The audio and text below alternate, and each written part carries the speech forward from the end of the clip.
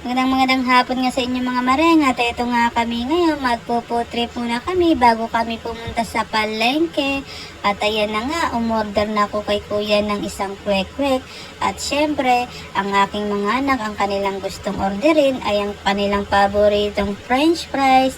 At ayun nga muna sila, tambay muna sila doon dahil habang naghihintay ng kanilang order. At syempre nga pala, na-prepare ko ng aking mga lulutuin. Ayan na nga. Okay ng aking sibuyas, bawang, kamatis, ampalaya at ang giniling at itlog. Kaya umpisahan na natin at sinuot ko na nga pala ang aking apron at ang mahiwagang sandok. Hawak ko na. At ayan na nga, naglagay na ako sa kawali ng mantika.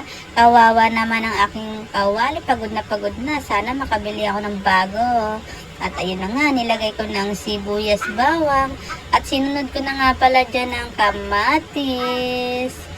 Ayan, halo-haloin lang natin ng mabuti yan. Pag medyo okay na, sunod na natin ang giniling. Ayan. Diba? Siyempre, ano pa ba dapat gawin? Di haluin ulit. Halo-haloin at ilagay natin ng paminta. Lagyan natin ng paminta, dahan-dahan lang sa paglalagay. Ayan, syempre pag okay ng ating giniling, ano pa ba dapat nating isunod? Syempre ang ating ampalaya. Huwag kayong magalala guys dahil hindi na yan mapait dahil pinigaan ko na yan sa asin. Kaya walang problema kung madalas nyo siyang haluin dahil wala na masyadong kanyang pait. Ayan, halo-haluin lang natin. Diba ang dami niyang sahog? Syempre, pag kumulo na, check natin at haluin natin ulit para yung mga nasa ibabaw ay mapunta naman sa ilalim para maluto rin ang gulay. Ayan, diba? Halo-halo lang, huwag magsasawa. At syempre, timplahan na natin ng asin at betchin. Hindi na ako naglagay ng magic sarap dyan dahil okay naman na yan. Siyempre, nagsaing na nga pala ako dyan. Naglagay ako ng konting suka sa aking sinaing para iwas panis.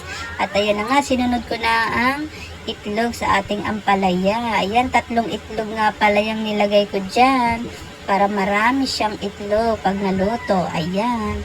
Siyempre, haluin din natin yan para kumalat yung itlog pa ilalim. Ayan, halo-halo lang. Diba, ang dami niyang sahog kaya ang sarap niyang kainin. Nagugutom na ako.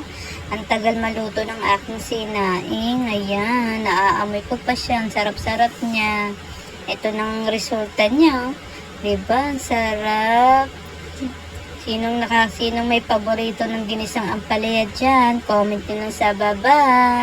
Ayan. Halo-haloin lang natin. At salamat nga pala sa mga nanonood.